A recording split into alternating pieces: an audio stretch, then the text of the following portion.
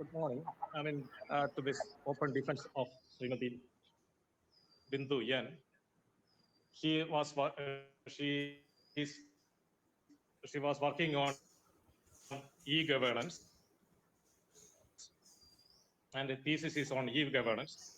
And years back, and initially she was working with another professor. When then that professor got retired, she was transferred to me, and I found her to be very hardworking, sincere, and has done reasonably good work. Actually, I'm happy about her as a supervisor. And the thesis was evaluated by Professor Chandra from Delhi IIT and Professor Prabin Panigrahi from IIM Indore and Professor Anil Kumar from Calicut University. Professor Anil Kumar is the chairman of this open defense, and I welcome Professor Anil Kumar to this function. And Professor Anil Kumar is a mathematician working on graph theory. And not only he is working on the theoretical aspect of graph theory, he is also working on the practical aspect, in the sense applied science. Like he was also working on wind energy and other things. And Mrs. Bindu's work is basically on the applied side of the graph theory. But basically, it is graph theory of mathematical stuff, but it has got a lot of application as well. And I'm happy that Anil Kumar accepted this to be the chairman of this one. And welcome, Professor Anil Kumar. I also welcome Prabin Panigrahi from IIM Indore. He is online now. Welcome, Professor. Thank you. I also welcome the Dean of our faculty, Professor Jaya, from Environmental Science Department of this university. She was very cooperative and helpful. And for this short notice to arrange this open defense, he was very kind enough to accept and be present here. This is an unusual situation, and we all know that this is the first online open defense conducted from this department. And everybody was happy about, in the sense that technology is evolved and we are conducting it online. And I also invite Professor Manoj Sangat. He was a tremendous source of inspiration for all of us to start with this kind of work, particularly the development of this department. I welcome Professor Manoj Kumar to this, Manoj Sangat to this function, and my colleague Professor Pradeep and other research scholars and everybody present here, I welcome. And we'll have the procedure, maybe like we'll hand over to Professor Anil Kumar to for the rest of the procedure, to hand over to him, and later she will present the work, and the forum will be open to have interaction thereafter. And so I welcome every one of you to this open defense, and handing over the forum to Professor Anil Kumar. A very good morning to all, and I'm Bindu from Department of Future Studies, and I am presenting my PhD thesis for open defense. The title of my thesis is The Evolution and Emergence of Research Fronts in E-Governance and its Implementation Status in Kerala.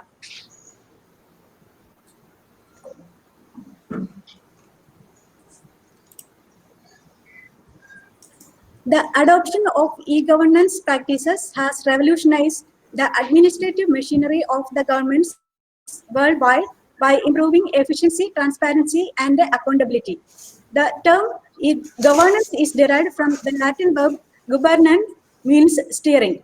Governance is commonly defined as the exercise of power and authority for the well-being of the citizens or subjects. There are different forms of governments like anarchy, aristocracy, monarchy, republic, democracy, etc. But the latest paradigm is that of e-governance. Let us go through a brief history of e-governance. There is no unique definition for e-governance, but the simplest definition is given by the Organization of Economic Cooperation and Development, OECD. It defines e-governance as the use of information and communication technologies, particularly the internet, as a tool to achieve better government. The digitization of government-related documents and the automation of process started early in 1970, but the term e-governance was introduced much later. The reinventing form of government known as National Performance Review Movement started in USA in 1990s. It gave emphasis for the use of information technology, IT, in the government administrative systems. The NPR movement brought a radical change from bureaucratic government towards an entrepreneurial government or citizen-oriented government. The term electronic government was coined during this phase. There are different supporting pillars of e-governance such as people, process, technology, and resources.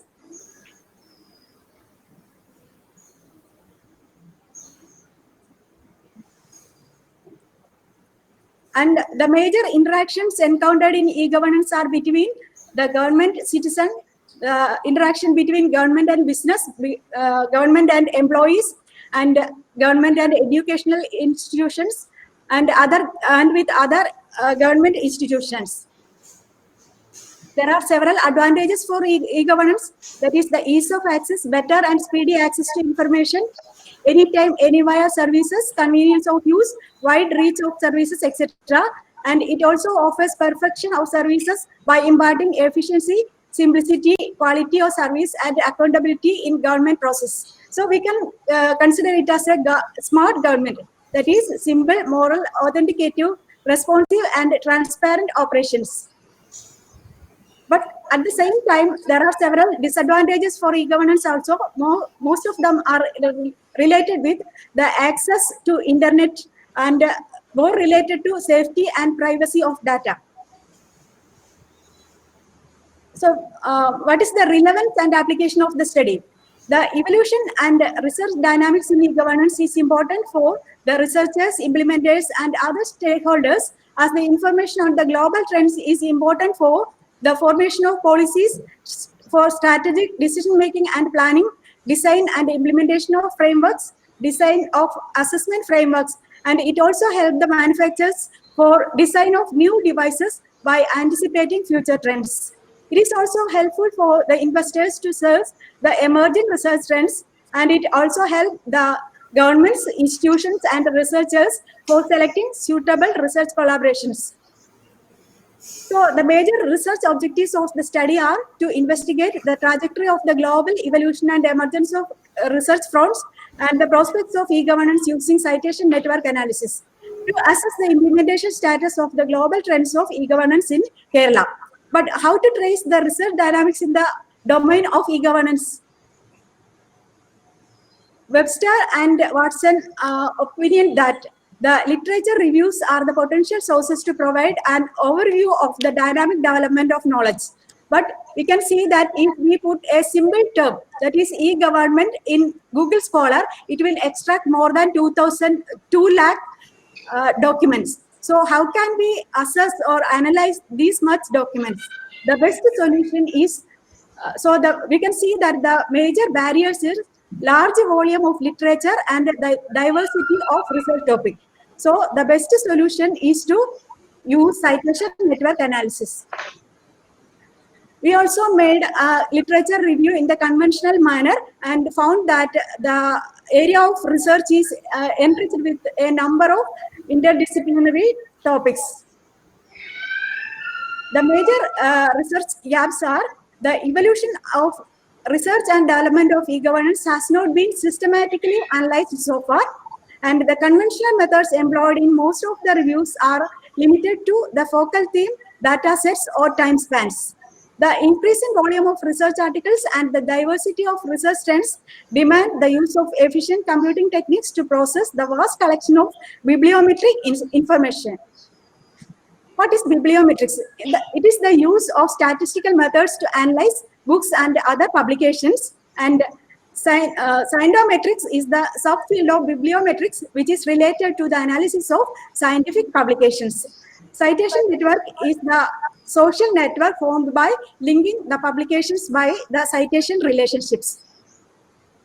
So the major research questions are to check whether the R&D in governance has reached the stage of maturity, to trace the dynamics of evolution of e-governance research topics, to identify the emerging research fronts, to identify the promising research paths that can have future impact, to trace the road mapping themes of evolution of e-governance, to develop a maturity model for e-governance implementation, to trace the temporal evolution of research collaborations, to detect the knowledge burst in e-governance, and to investigate the implementation status of global trends of e-governance in Kerala. So the schema of the entire thesis is given. Chapter 1 and 2 are the introduction and literature reviews, and chapter 3 is related with the citation network analysis. And in this chapter, I describe the creation of growth curve, the main path analysis, and the cluster analysis. Main path analysis identifies the major path of evolution of research topic, and it also identifies the emerging and recent trends in e-governance. And the cluster analysis identify major research topics, and chapter introduce the co-author network analysis, and it is related with the cluster analysis of co-authors, and it also identify the various current research works. And chapter 5 is related with the maturity assessment of the Government Department of Kerala. Now we can analyze. We can go to the citation network analysis, and this work is published in the Journal of Government Information Quarterly. The title is From Conventional Governance to E-Democracy, Tracing the Evolution of E-Governance Research Trends Using Network Analysis Tools. The major research questions are to study the dynamics of evolution of R&D in e-governance, that is, whether R&D in e-governance has reached the stage of maturity, how the major research topics are evolved, what are the emerging trends, what are the road mapping themes of evolution in e-governance, which is the promising research work that can have future impact, what are the stages of maturity model of e-governance.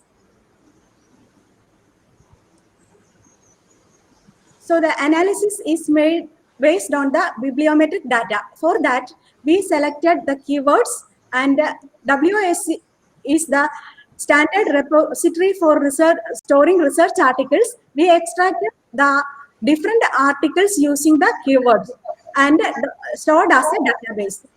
Using that data set, we created a network, and the giant component of the network is selected. Giant component is the largest connected component of the network, and that is analyzed using the main path analysis and the cluster analysis. Using main path construction, the content analysis of the articles in the main path give the evolution of research topic in e-governance. And the cluster analysis of the giant component, we visualize the giant component also.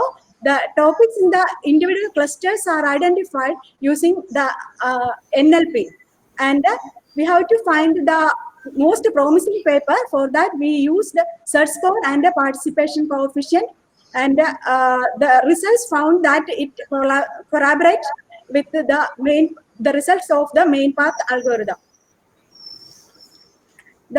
We fitted the growth curve, and the result shows that the research domain is still in the ascendant phase, and it is expecting maturity to reach the after 2030.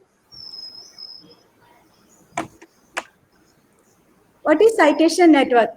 Citation network is a set VE, where V is the set of nodes. Here we take articles of the nodes, and E the set of connecting edges. That is, citations received and made by the articles. In this figure, if article A is referenced by another article B, we can link these nodes using a directed arrow like this. So for this entire citation network, set V will be a set of nodes containing A, B, C, D, F, G, H, I, J, and the set of edges will be containing the edges A, B, B, H, B, G, A, C, C, E, C, F, C, D, A, J, and A, I. Here, when we connect two nodes A and B, A is the tail node and B is the head node, and the nodes that are placed at the end of the network are called the nodes.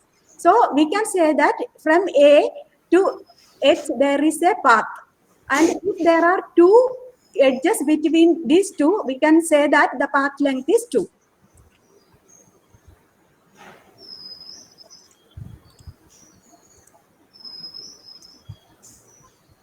So this is the visualization of the giant component of the network. We use the keywords e-governance, e-government, e-democracy, e-participation, etc.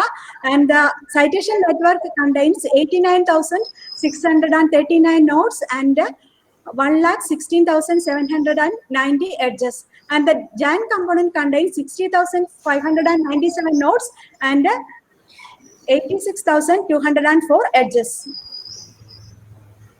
So how to analyze, how to trace the main path of this citation network? For that, we have to assign certain weights to the edges. Here, we have used the SPLC as the link count. SPLC stands for Search Path Link Count. It is used to identify the main path. It is the number of times a link is traversed through all the possible paths from all the ancestors of the tail node. For example, if we are considering the edge D and F, there is a link between D and F.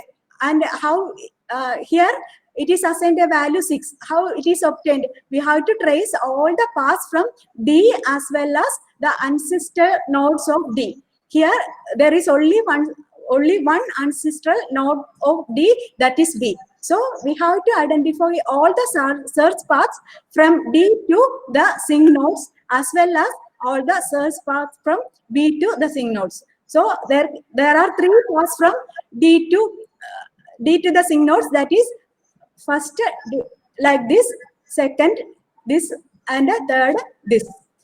And also there are 3 paths from the ancestral node B also, one like this, the other like this, and the last one like this. So total 6. So 6 is the weight of the edge DF. Then how will we trace the main path? For that, we have to adopt algorithm. For that, there are several algorithms. We selected the global search algorithm. In the global search algorithm, all the paths are selected and the cumulative sum of SPLC is considered. The paths, all the paths which contain the highest value are searched. It is the global main path algorithm. If a single main path is selected, it is called a local main path algorithm. So in the obtained citation network, we applied the global search algorithm and we obtained a main path like this. Here we can see that in the network it contains single nodes, but actually they represent a cluster of nodes. So these are the nodes having highest number of citations at this particular time. You can see that this is in the chronological order starting from the first node. So the orders in a particular period having more importance are listed in the main path. And by the content search of these articles, we can see that there is close relationship between all these articles for a particular period, and after that there is drastic change from this main topic. So the evolution shows that during the first phase, the articles are more related to the information systems, maturity models, etc. Maturity models are always used for the design and implementation of e-governance, and the major models proposed by Chen, Lane, Ho, Attack are very important, and they are also referred now itself. And the model of Lane K is very important. And during the second part, the second phase of evolution, we started with Reddick CG in 2005, and he advocated for the multi-channel delivery of government services. So the second stage is ended with the publication of article by Helbig, and it is related with multi-channel interactions and especially the application of social media. And this mode continued until the fourth stage is introduced by Anderson, who is, and the remaining articles are more related to e-democracy, e-participation, social media, open data, etc. And we can see that the nodes at the end, or the sing nodes, are the represent the emerging research trends in any research domain. So in this case, the article by NAM 16, he anticipated the use of social media and open data, and he also suggested that in future, e-democracy, the use of social network and will be the upcoming trends. So the nodes at the end of the main path represents the emerging trends. Just can I ask one question here? Hello. Hello. Yes. Yeah. Just you go back the previous slide. Just 1 minute. Previous slide. Yeah. How do you conclude this phase? How do you arrive that this is information system maturity models? Did you go through each paper? How do you conclude this? How did you arrive phase 1? That summary. Did you go through each of the paper? Yes, sir. The abstract and conclusion and the detailed study of each of this work is analyzed separately and identify the research topics. You go through the title and abstract of the paper, or you go through the detail of the paper? Detail of the paper, sir. Okay. Yeah, please go ahead. Thank you, sir. How do you conclude this? Actually, by analysis. So these are the list. Yeah. So these are the list of articles, and we can get the DOI number from the network. So we can directly access the network, and the research topics are identified separately. And from this, we concluded that each phase is related with the related topics.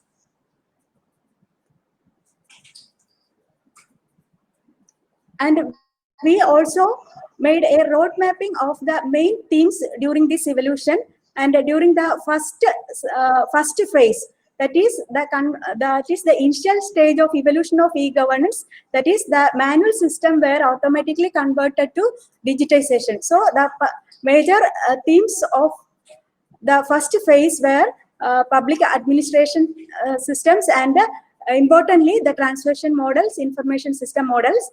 And we can say that in the second phase, that is after second phase comes after the implementation of e-governance. So the evaluation, process re-engineering, and user acceptance were the major themes of research. And in the third phase, it is the emerging trends. The most main themes of work are open data, social networking, participatory governance, and articles related to web applications. And next we go through the cluster analysis, and we can group the articles related to the topic of interest, and using the equation. And there are 4 major clusters, and we collected the abstract title and kept it as a text document, and NLP is applied to extract the topics of each clusters. And the first cluster is related to models, e-participation, social media, trustworthiness, local government, open data, etc. Second cluster is related with the e-government services, information technology, acceptance. And third cluster is used with accessibility, municipal websites, usability, etc. And the fourth cluster related with electronic commerce, electronics procurement, military organization, and web-based architecture. But the first cluster is related with the emerging topics. So we can name it as an emerging cluster.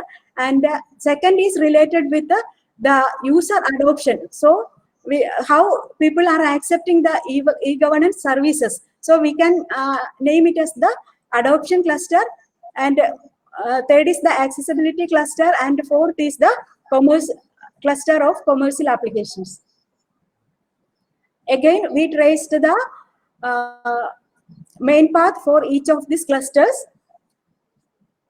So the clusters are called future trend cluster, quality assessment cluster, adoption cluster, and commercial cluster.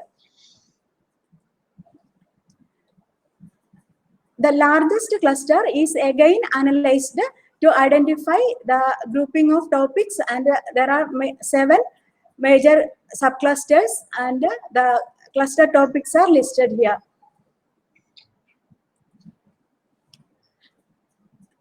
Next, we identify the emerging cluster.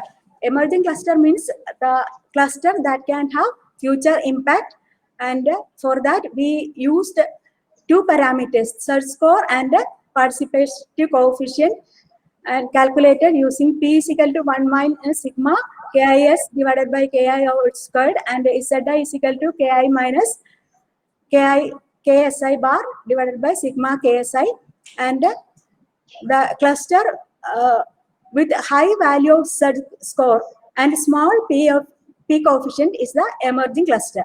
Here the 6th cluster is with the highest search score and lowest value of coefficient. And the topic related to this cluster is transformation to open government and e-participation. And the promising paper is the article with the highest value of betweenness centrality in the emerging cluster, and it is the identify article discuss the use of e-government and use of social media services to open up access to government. The title of the article is Transparency and Technological Change Ensuring Equal and Sustainable Public Access to Government Information. The other articles in the emerging cluster are listed here.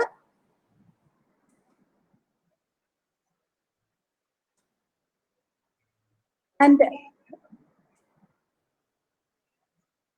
from the evolution phase, we suggest a maturity model. That is, during the first phase of the evolution, the only information is transferred, and during the second phase, interaction between citizen and government was made, and the third phase, the money and document transactions were made, and in the 4th stage, participation was made. So we can see that there is close relation with the development of or evolution of web technology. So we can say that the first phase is related to Web 1 technology, second Web 2, and so on. So the next stage will be that of Web 4.0, and it is more related to the applications of artificial intelligence, and we can name it as the phase of symbiosis. So the Web 4.0 technologies offers prospects for the next stage of e-governance characterized by intelligent interaction with the users, resulting in the stage of symbiosis. With the support of Web 4.0's technology, the e-governance system will be able to interact with the users with the features of an intelligent human being who can identify the person by capturing biometric information. The e-governance system will also be able to understand the user requirements by using artificial intelligence and machine learning techniques to analyze the historical records of the user activities in the system. The screenless and keyboardless interaction is possible for the human man. The direct interaction in mother tongue and in multi-language will be also possible. And as the result, we systematically investigate the trajectory of the global evolution and emerging research fronts, as well as the prospects for governance using citation network analysis. The growth curve fitted to the number of articles published per year shows that the research activities are still in the ascendant phase. The global main path of the citation network is visualized and investigated on the knowledge diffusion path, the major milestones, and the emerging research fronts. The cluster analysis identified the major topics of research as administration and information system management, e-governance framework design, efficiency or quality evaluation, and the application of social network and open data leading to e-democracy. The adoption of open data and social networking for user interactions with the government that has led to the participatory governance are the emerging research trends. And the work also identified the research work that can have future impact, and the study framed a maturity model that incorporates the stage of development of e-government. And this work is published in the Journal of Government Information Quarterly, which has an impact factor of 4.311 and a 5-year impact factor of 5.231. These are the journal publications. And the next chapter is related with the co-author network analysis, and the paper is published. The title of the paper is Research Collaboration and Knowledge Sharing in E-Governance Using Co-author Network Analysis. What is the relevance of and applications of co-author network analysis? The information on co-author research collaborations is required to establish future research collaborations, to find the relative potential ranking in terms of collaborations of authors. It also helps researchers to assess the impact of their network positions in the co-author network, and it is used to share expertise, skills, and resources for solving complex problems, thereby enhancing the productivity and quality. It is also useful to identify various patterns of collaborations and the growth of research ties in the research domain. There are several literature reviews existing, and we are going through all this. And the major research gap is the temporal evolution of collaboration patterns and the contributions of research collaborations on a long period of evolution of e-governance has not been done systematically and extensively. So what is a co-author network? A co-author network is a set VE, where V is the set of nodes representing the authors and E is the set of connecting edges representing the co-authored articles. Here, assume that the authors A and C produced 2 articles. Then we can see that the edge connecting the 2 nodes will have a weight of 2. And if A and another author B have co-authored in one paper, the weight will be equal to 1. So in this case, in this case of example, B will be equal to ABC, and set of edges E will be equal to AB and AC. And we used a set of keywords to extract data from Scopus and received 16,203 articles, and we created a co-author network which contains 3,354 nodes and a giant component which contains 1,103 nodes and 2,375 edges. This is the network. We can see that certain authors have large collaboration patterns, particularly Dwivedi, Veerakudi, etc. have strong collaboration ties. That means they are frequently publishing co-authored articles. So the major collaborations and the related topics are listed in this table. Now we analyzed the evolution of research collaborations, and for that starting from the year 2003, and it was the beginning of e-governance emergence. So the collaborations was not that prominent, and the key authors were Jagar, Dwivedi, Veerakudi, etc. And a visible form of research collaborations was visible after 2010, and we get a strong network in 2012 like this, and the prominent authors are listed here. And in 2014, the co-authored network looks like this, and the authors are listed here. 2006, 2007, and I collected data up to 2018 and 2017. So the final stage was was shown here. Then this network can also be mapped to the research collaboration of countries, because all the authors have their affiliation with the certain universities. So this is the collaboration network, and we can see that in this network, the relative size of nodes represents the large size of collaborations. So the major countries having collaborations are UK, USA, China, Malaysia, etc. And also we can form a collaboration network of universities also. This is the form we obtained, and the major universities are listed here. And next we performed macro and micro analysis to analyze the growth pattern of further network. Macro analysis analyzes the features of the network as a whole. So the average degree, diameter, density, average clustering coefficient, average path length are the major values. And we can, from the table, we can see that they are in the increasing order. And in the micro analysis, it's used to assess the provenance of the nodes. In the co-authored network, the nodes are the authors. So from there, we can interpret the provenance of the authors. For that, we can use different centrality measures like degree centrality, the total number of neighboring nodes. And betweenness centrality, the number of times a particular node is found on the shortest path between any pair of nodes in the network. And closeness centrality indicates to what extent the node is close to the remaining nodes in the network.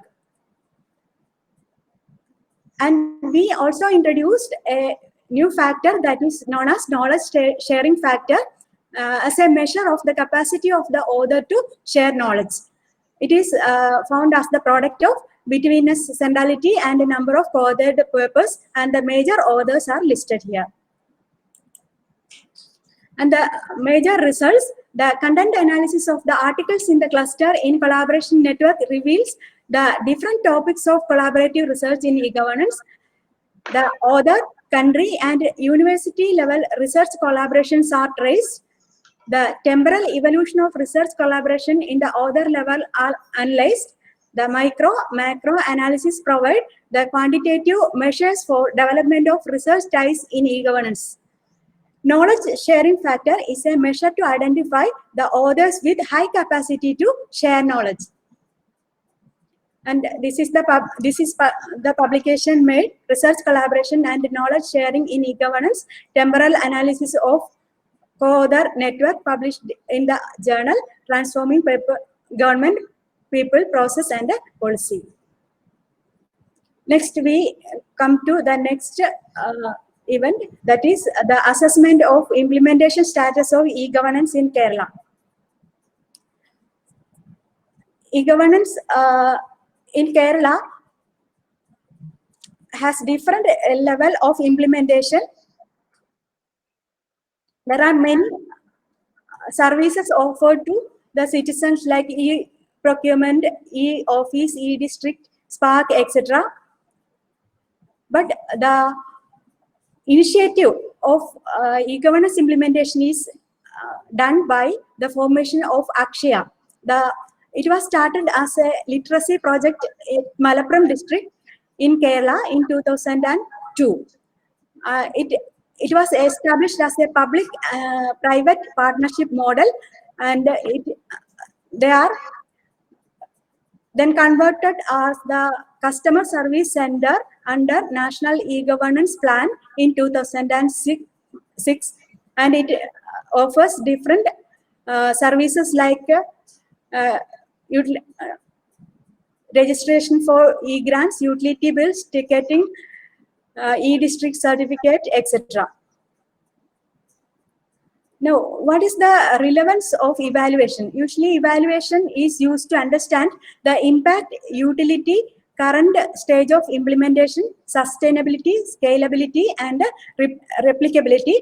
And our point of interest is to analyze the current stage of implementation of e-governance in Kerala.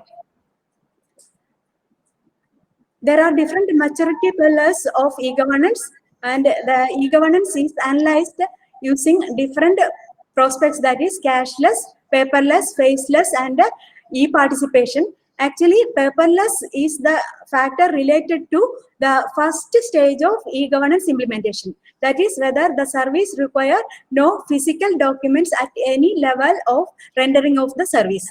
And the next level is the cashless service. That is, the services are enabled with the option of electronic or digital payment modes. And the next stage is related with the faceless mode. That is, no human presence of the beneficiary is required for delivering at the time of delivery of the service. And the upcoming stage is the e-participation stage, that indicates that promote the human interaction, e-participation, and provision of open data. And for the evaluation, we assigned 4 factors, that is to check whether it provide online payments, whether the services are green service, that is paperless service, and third factor, whether the physical presence is required, and whether unlimited user interactions are there. And different weights are assigned for each factors, and the readiness of the system to implement the systems are assessed using different factors such as accessibility, experience of use of e-government services, completeness, participation, alerts, ease of service delivery, etc. And different factors, values are assigned for each of these factors. And the major departments that having highest value are listed here. And the maturity value scores are listed in this table. And the system readiness and evaluation score are listed in this table. And the values are represented in the form of a radial figure.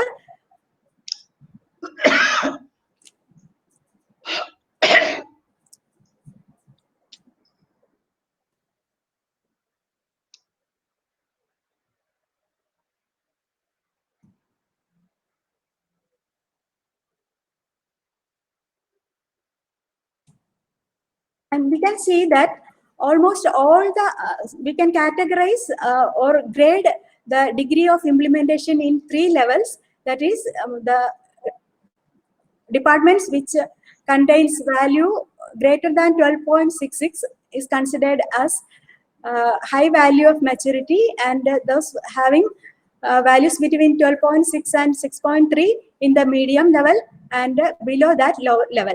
And we can see that almost all the departments are in the medium level, and the LSG department showed a higher value of maturity implementation. But that is the status in 2018.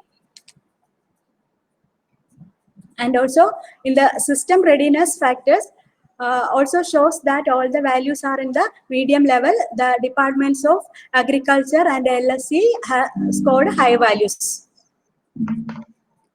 And the result of the maturity assessment shows that all the selected departments reach the 4th stage of maturity level, but the e-participation score is in the 4th stage is less, indicating the need for further attention in this area. All the departments hold medium score except LSG, which scored a value of 14. System readiness assessment shows that all the departments scored medium score. So to conclude, this study traced the results from in e-governance using citation and co-author network analysis, the evolution and divergent research trends identified by the study, and the symbiosis maturity model will be helpful for the researchers, implementers, and the other stakeholders. The study framed an assessment framework to check the status of implementation of the global trends in e-governance systems. The implementation of e-governance in Kerala is analyzed in the background of the global emerging research trends in e-governance. These are the publications made. Thank you. Sadiq sir. Sadish sir. Sadish sir. Yeah. Shall I start my questions? Shall I start my questions? Yeah. Sure. Oh. What is the motivation for choosing this topic in your study? What is the motivation for choosing this What is the motivation for choosing this topic in your study? I selected the citation analysis for identify the evolution of e-governance in Kerala. Huh. Actually, for implementing e-governance, the evaluation is a major trend, or it is a major factor. So to evaluate, we have to use a particular or maturity model which identify the different stages of evolution. And in the case of e-governance, there are large number of articles, and we have to select. It is very inconvenient to select the prominent research articles. But using the citation network analysis, we can capture the major topics and identify the stages of evolution. Okay. What is your contribution? What is your original contribution in this thesis? What is the original contribution? I proposed a maturity model called symbiosis model, and the paper is accepted in the prominent journal called Government Information Quarterly, which has greater impact factor of 4.331, and the paper was published in 2019, but now itself I got 2 or 3 citations. So it is. What you got as a result, what you got apart from the topic, what's a major result? He was asking on the topic, he was asking, what is your contribution? What is your result? The maturity model is the major contribution. We are also contributed the knowledge distribution factor to identify the authors who can contribute to the knowledge domain. These are the major contribution.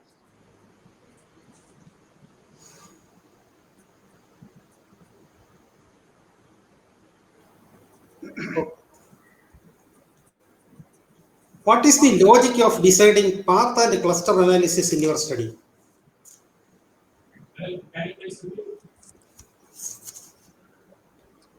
What is the logic of deciding path and cluster analysis in your study? The main path analysis make a chronological order of Hello? analysis. Okay. And it represent the evolution of knowledge, and it show the different stages of evolution in any knowledge domain.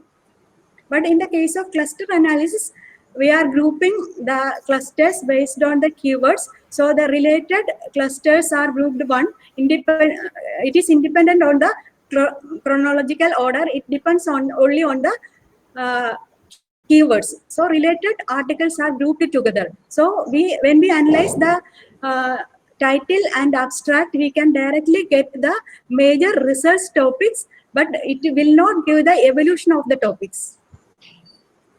Okay. My last question is, why did you take Kerala only in your study? What is the logic or argument behind it? What is the logic of selecting Kerala as a place of case?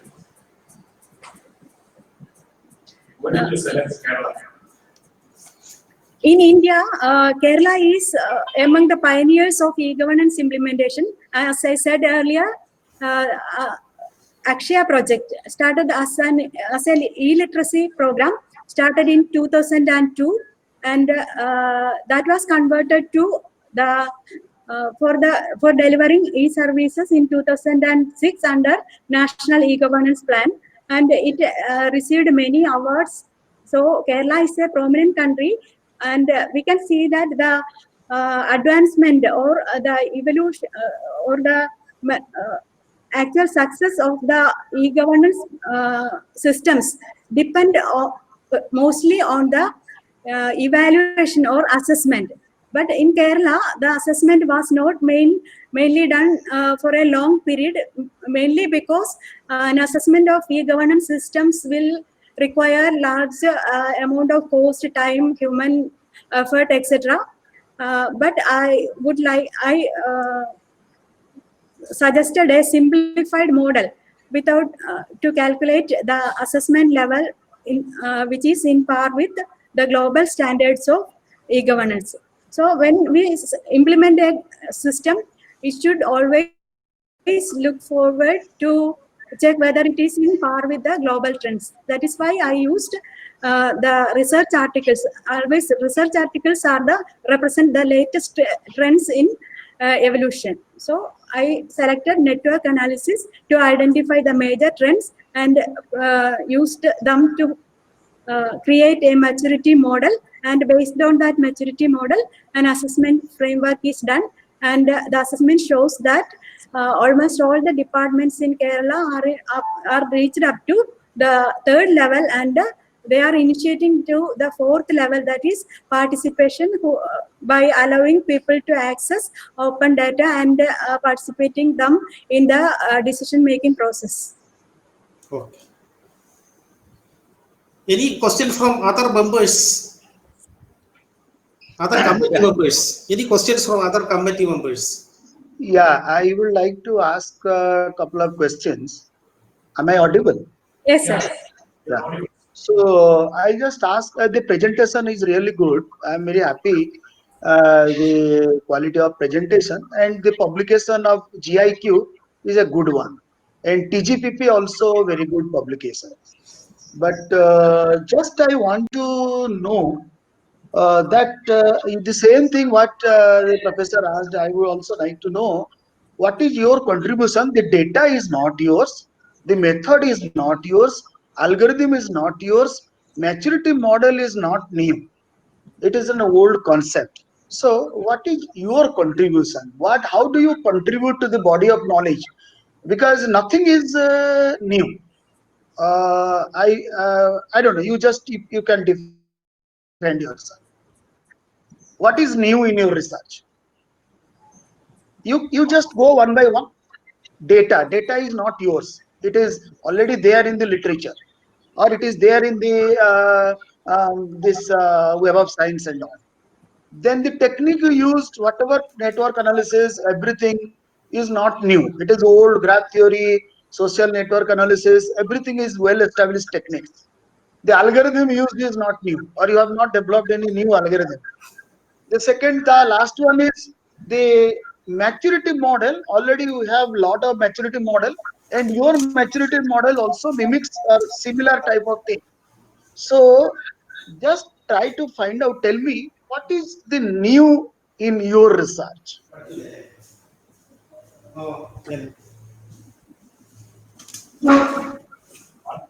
is the contribution in terms of research, output research?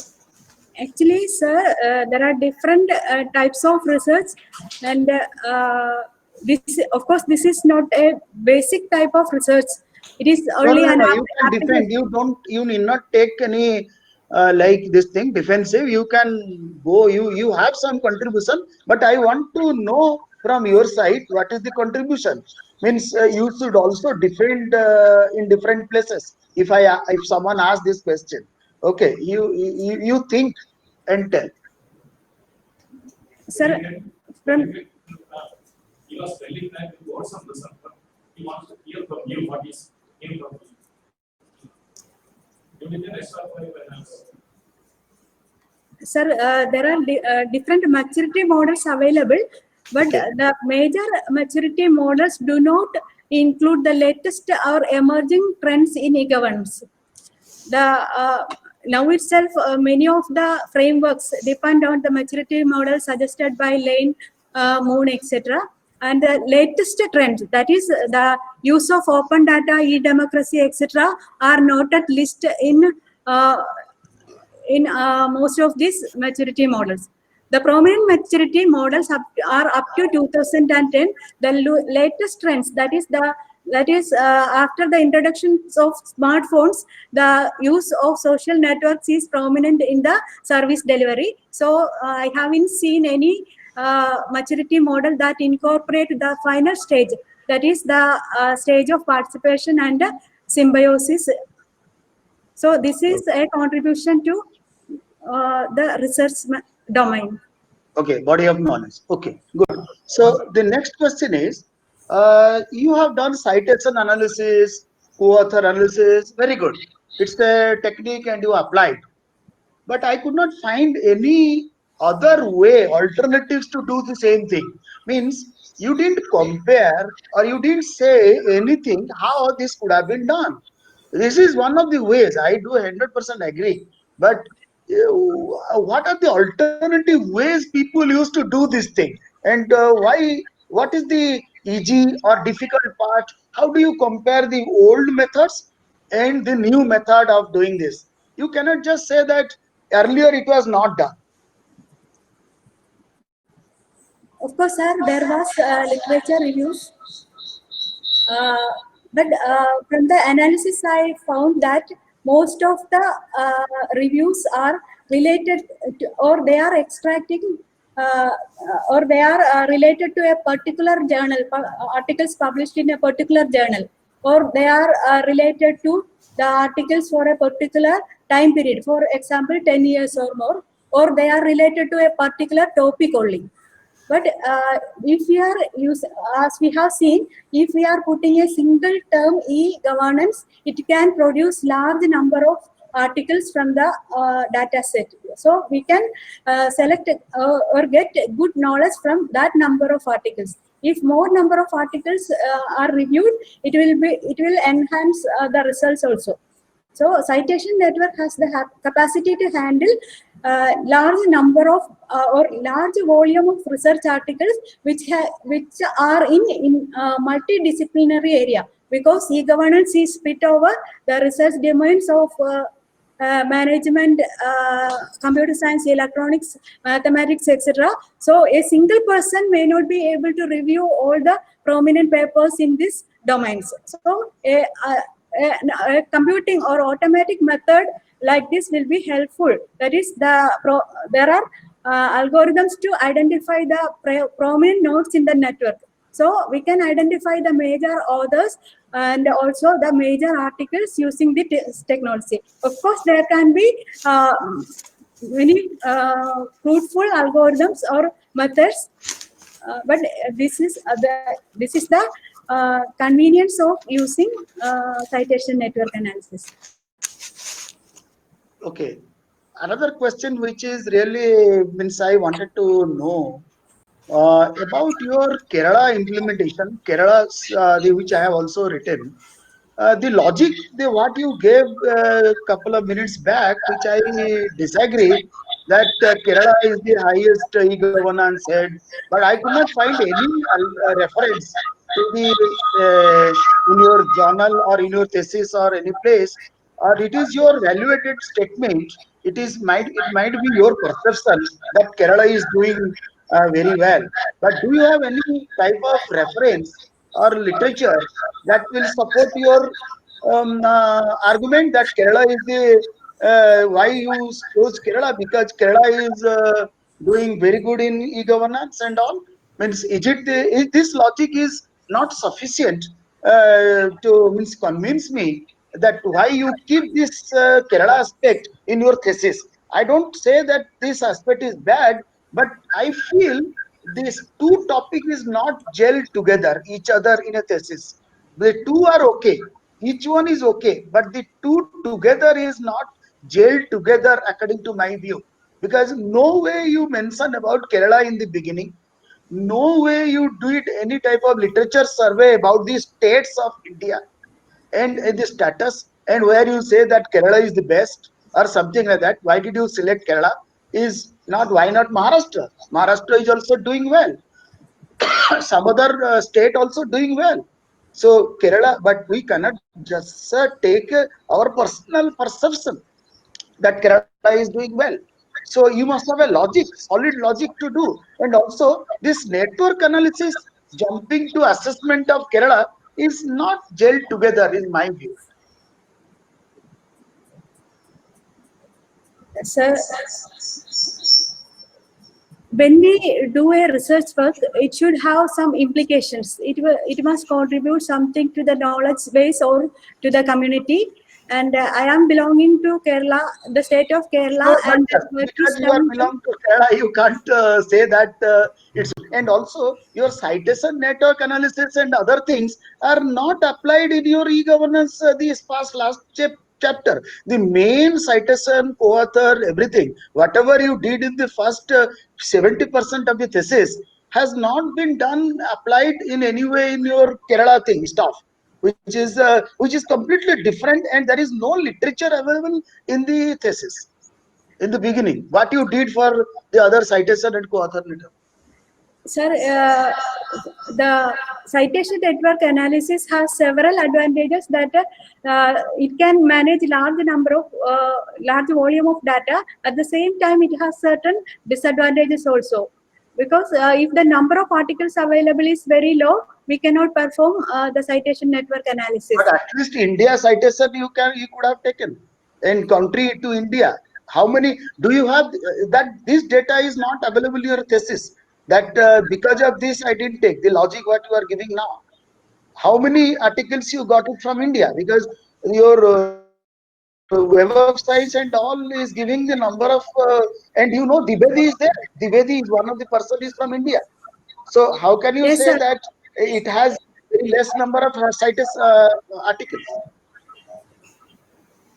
And I am happy that you mentioned the name of Dr. Divedi. And in the CODA network, Divedi is cited as a prominent person. Yeah. So you may look into this in future because It's a when you take a thesis, you take the entirety. So these two topics is not gelled together. Or somehow you have to find a link between these two in future because otherwise people will ask you, why did you take Kerala? Why not Maharashtra? Why not Jammu Kashmir? What is the problem? Do you have the data or it is your perception? So, sir, in this CODA network, the name of Divedi is there, and then there is strong. Why selected Kerala? Why selected as a main case? He says your literature review does not. Your literature review, I mean, the first part of the thesis is not in connection with the last one. The last one does not have some kind of connection. Why did you select Kerala? That is the main question. You could probably say that you started with analyzing this and later on move on. But later on we can find the reason. Why did you select Kerala as a state for analyzing? When one thing that could probably say you did an analysis, I came to know that what has happened. You did an analysis. Then you want to compare an analysis. How you came to know that what has been happened, and then you want to come to Kerala. But still, there is a question like why Kerala? Like why did you select Maharashtra or some other state? That is the question you can probably can think about it. It's a good suggestion from him, right? He has gone through the thesis. Yes, thank you, sir. Later, give an opportunity to venture into the relevance of it. Yeah, thank you from my side. It's okay. It's a very good presentation, and I like the subject, topic, everything. And the most important aspect is publication is this GIQ and which is A in ABDC and TGPP is B in ABDC. Both are good journals, and I am just thankful to the TAC members and your supervisor for getting this thing done. But it is a very good research, and I wish you best in your career.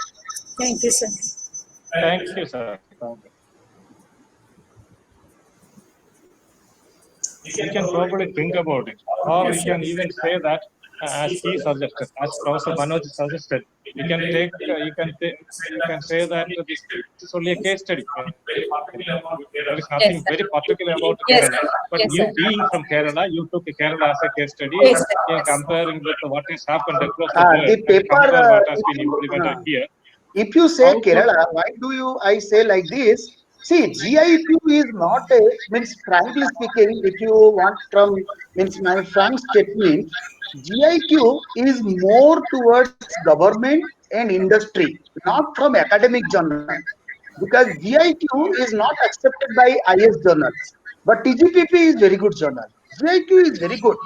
One of the problems what I see in your thesis is mention of Kerala. If you have mention of India, that would have been great.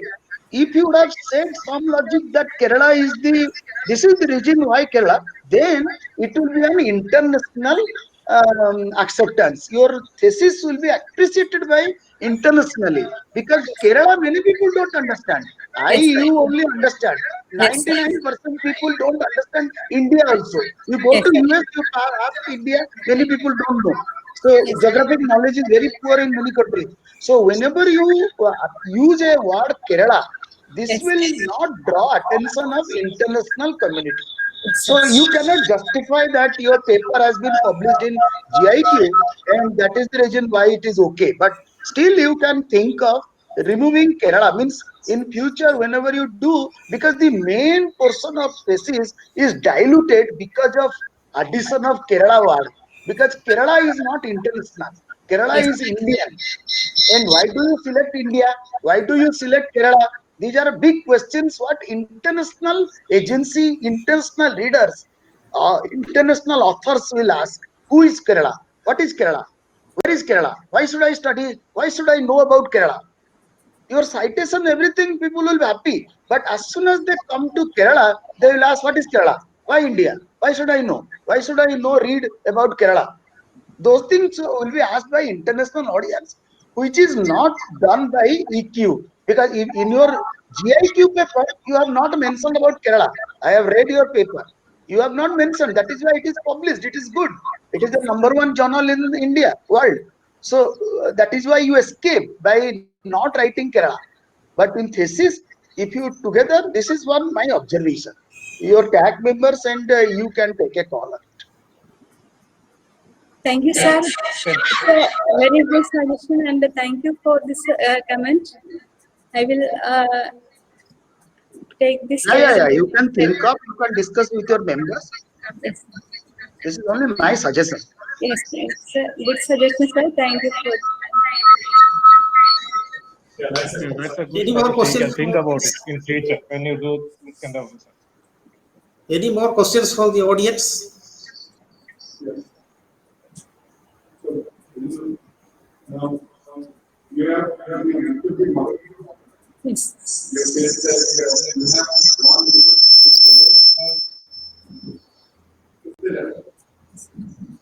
so in the maturity model that you mentioned,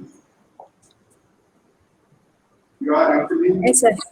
you are supposed to right? No, we are now the implementation is up to 4th stage only. Yeah. The symbiosis is the upcoming stage that is not implemented. It is the upcoming stage only. We are suggesting only. In the analysis, that part is not taken. Only up to 4th stage we have taken. That is up to that stage, e-governance is implemented in Kerala. It's not like that. If the maturity model, the generic maturity model of posting of Yes. posting is right. Yes. So if you haven't done. We haven't done the comparison of what level of the governance, what stage has been implemented in the environment. Yes, sir. You haven't done that. You are saying that we are in No, the evaluation is done depending on the criteria for each stage. During the first stage means only web presence. That is, that part is eliminated, but because for every e-governance, there must be a web presence. So the second stage onwards, we are considering. The second stage is related with the interaction with the two-way interaction with the government and the customers, and also in the third stage is the interaction stage. That is related with the cash transactions. That is why I put it as three stages, that is paperless transaction, cashless transaction, etc. So corresponding to each stage, there are questions in the maturity level. So each stage is assessed in the maturity level also. Yeah. When Kerala, on your assessment, Kerala, because if you look at the ranking of e-governance, Kerala is only 7th in India. So when you compare, why? So when you have a gap, and then the earlier question that the professor asked, what is the criteria of choosing Kerala? When you have a ranking, maybe in Indian states itself, to rank e-governance, implementation, and its maturity level awareness among people, Kerala is only 7th. So It's taken as a case study. I framed a net assessment framework, and Kerala is taken as a case study only, not depending on the ranking of e-governance in Kerala, in India. even if you take it as a case study, now when you reach the 4th level, the 3rd level is faceless. Okay. Now if you analyze, Kerala is nowhere in the scene. If you compare the rate at which, whether it is in Andhra Pradesh or in Tamil Nadu, or in Maharashtra, the same number of transactions that are being carried out by many of the departments. So my question is, see, when you have a maturity model and you say you are using Kerala as a case study, and if you don't have a broad comparison on the index ranking, then there is no justification saying that we are going on the unless otherwise in your citation index you have enough number of papers that have been carried out from Kerala, which has been compared across other states in India and across the world, then you can draw a picture. Currently it is not there in the progression. So it is like the professor pointed out, one, you are taking citation index, that is for understanding the general indexes and maybe the keywords and the key indexes and the propagation of knowledge from one level to another and the stand up, maybe all these together. Then when you compare with the case study, you don't have a natural progression to reach there.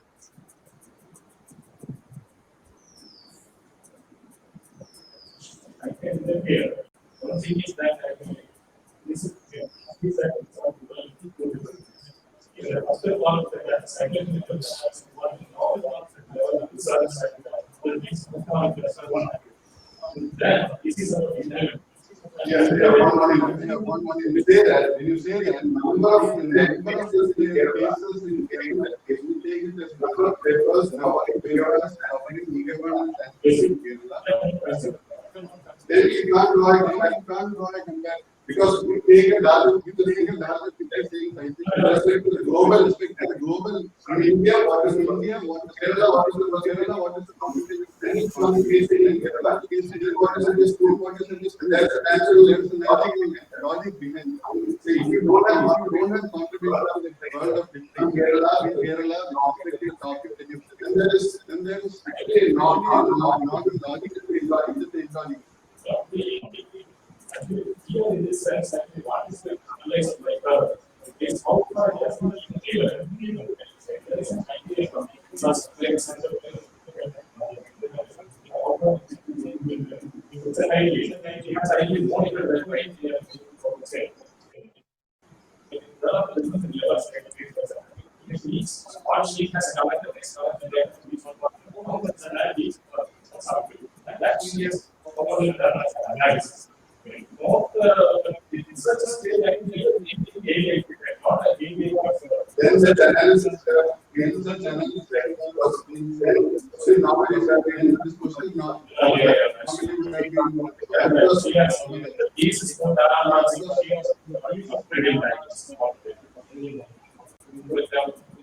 hopefully they will have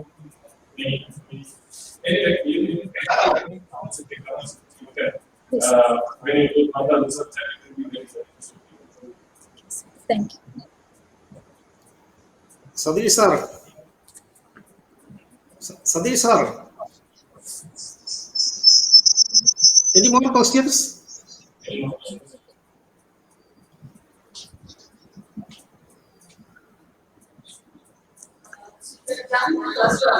Yes, sir.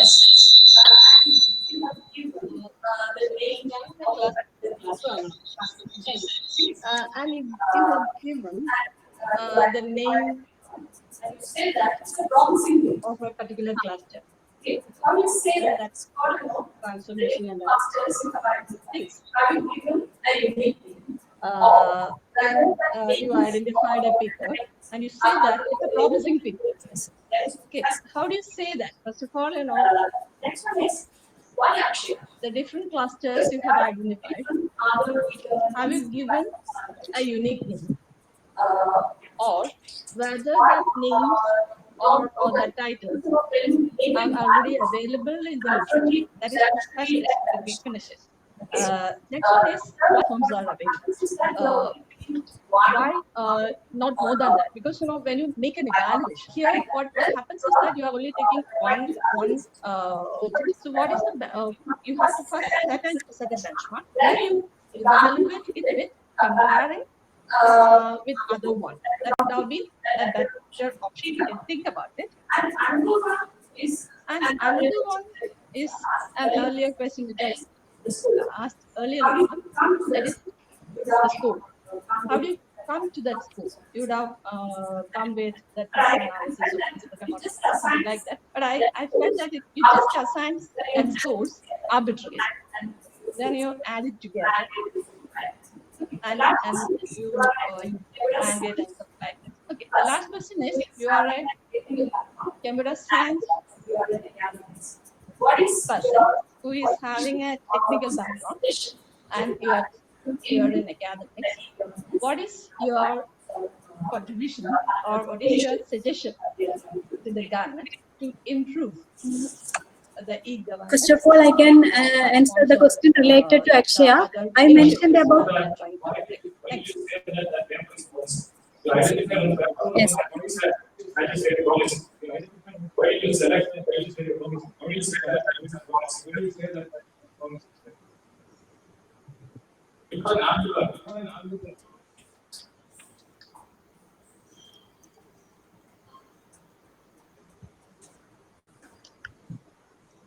Hello, I would like to give one comment here. Hello, can I give you a comment? Yeah. So the beauty of this thesis work is what I feel. Publication of article in GIQ as well as TGPP is significant. Before the candidate delivers defense, if the candidate is able to publish in the top journal on e-governance, GIQ is the top journal in e-governance field, and TGPP is well-established journal. So I feel very happy that the candidate has been able to publish these two articles before the defense. That is the beauty of a research scholar and the team, what is not possible in many other places. That is what I am very happy. Yeah, what he says is that after we two purpose, the first purpose is GIP, the first journal in e-governance. So he is happy about that two purpose. Before getting degree, the first two purpose, and he says he is very happy with that. It does not happen. And the GIP is the first journal in e-governance. So he can be happy. Before getting degree, the first two purpose, he says he is how to select this article as a promising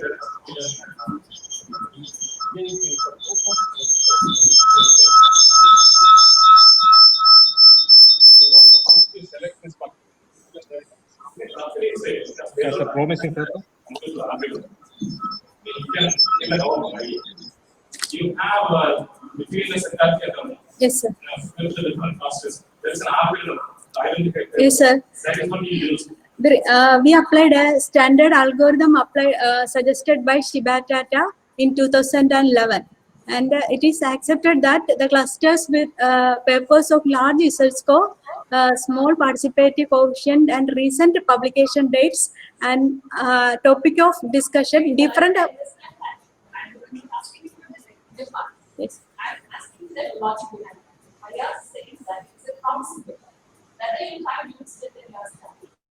Or the persons who are working in this particular area must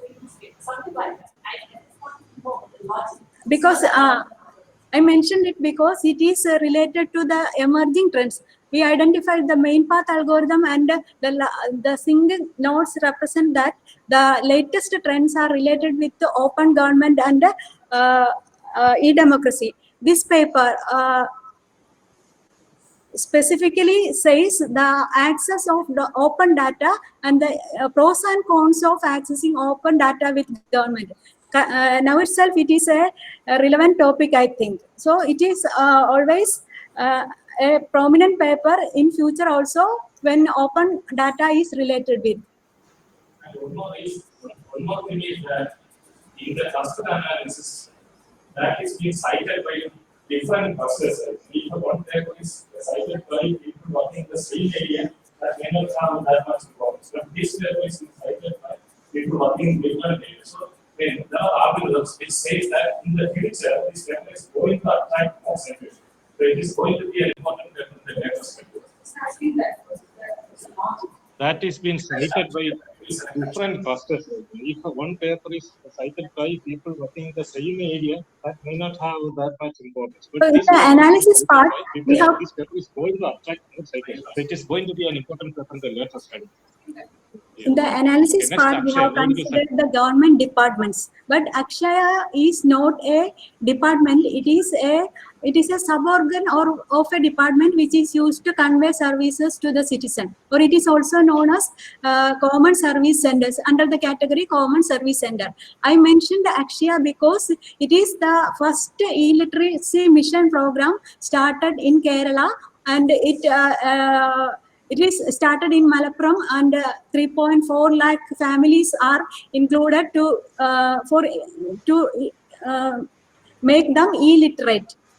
And that program was widely accepted. Now itself, it is considered as the largest e-literacy program in the world itself. That much people are come under one umbrella of Akshaya. And it was the proposal by APJ Abdul Kalam sir. And in the assessment, we cannot do that for a particular organization. We are considering the departments as a whole.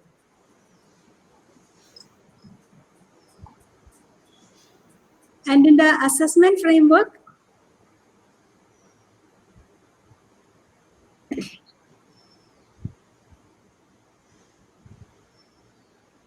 for framing an assessment framework, there should be a standard model. So that model should have some factors which assess the implementation values. For that, so there is one model suggested by Ministry of Information Technology, and that model is based on Gartner model. And the Gartner model is in cohesion with the model suggested by by us, that is the symbiosis model. That is, it is in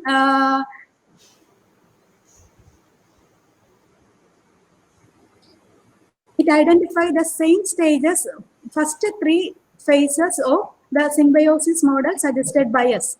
So we adopted the questions of MIT for assessing first 3 parts. The latest part, e-participation, was not included in the earlier model because it was an ancient model. So the concept of organization and open data were not included in the previous model. Only that part we are added. The remaining parts are belong to standard question. Yes, yes. Then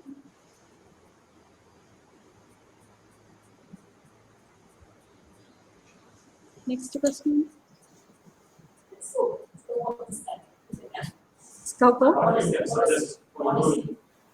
Do you have any suggestion to improve the e-government like sense?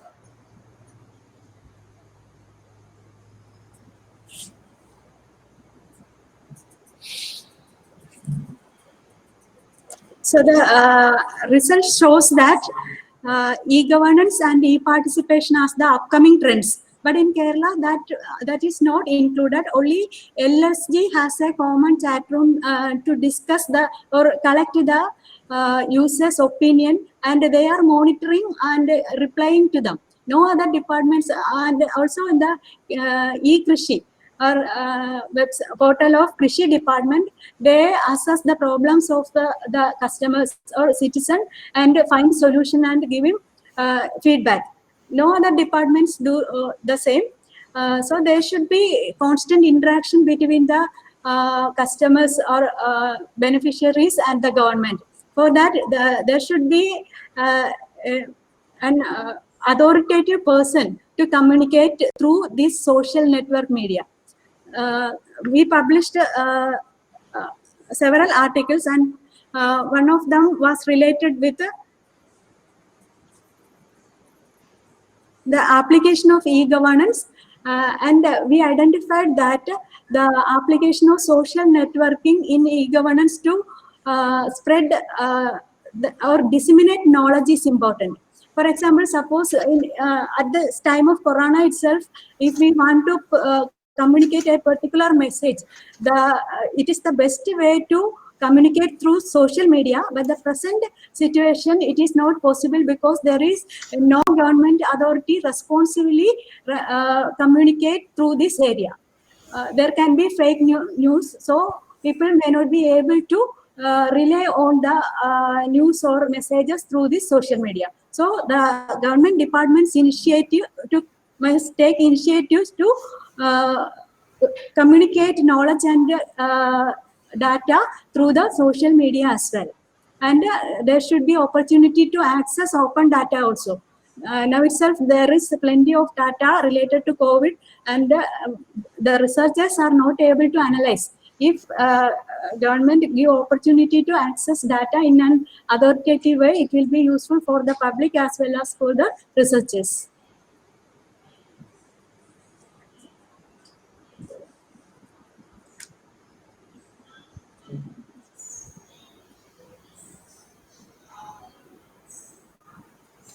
Sadiq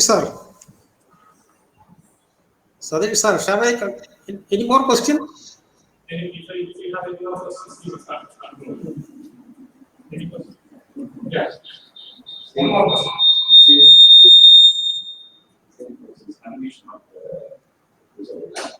In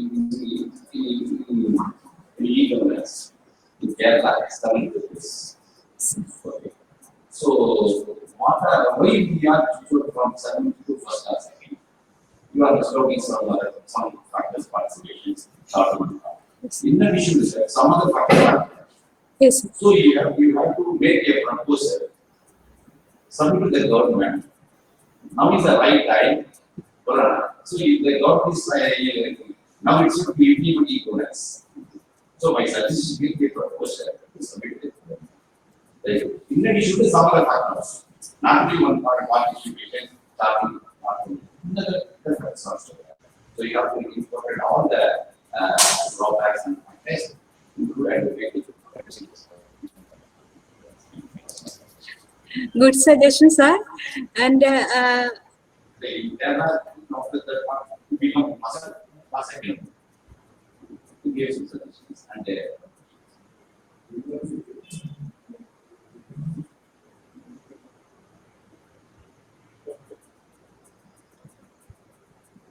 Okay, I will can proceed. Shall I conclude? Yeah, sure. The presentation was excellent. The thesis has high quality research publications, especially the paper in GIQ is commendable. I congratulate both the candidate and the supervising teacher. Based on the reports of the adjudicators and the performance of the candidate, it is decided to recommend the thesis for the award of PhD degree in future studies in University of Kerala. Congratulations. Henceforth, Srimati Bindu may be called as Dr. Bindu N. thanks, sir. Congratulations.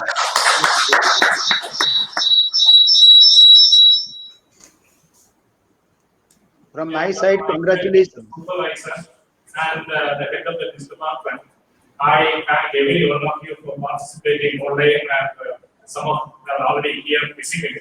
So I thank every one of you for participating in this. And I particularly thank Professor Martin Dahi from Indore, IAM Indore. He has valued this thesis and gave very valuable suggestions. I especially thank him on behalf of the candidate and from the department. It's really good to have this kind of interaction, good suggestions, and thank you for that. If you've been through something you don't forget. I'm very happy that my thesis is related with e-governance, and I am the first person in the department to defend the thesis in online. And I'm very thankful to, I don't know how to express my thankfulness. I'm very thankful to my supervising guide, Dr. K. Sadish Kumar, for the all support and guidance, and also for my former guide, Dr. V. Ajay Kumar, and also for Dr. Manoj sir, former head of the department, for providing all the facilities in the department. And I am very thankful for all the faculty members, researchers, staff, and students of this department, and especially thankful for my the students, Drishya, Mallika teacher, Vijay, Shaul, Prem, Valsrajan sir, for all their support. And I am also thankful for all my colleagues in the parent department, UGC, the management, and also from the part of Kerala University. And I am extremely thankful for all the family members, including husband, children, my parents, and especially my parents-in-law, because in my absence, especially my mother-in-law took care of my children, and unfortunately my father-in-law is no more. So thank you all.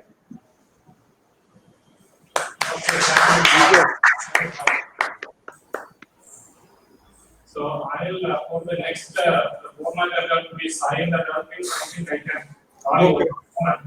and send the form. So Okay.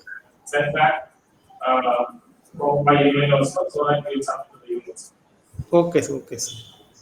Okay, thanks.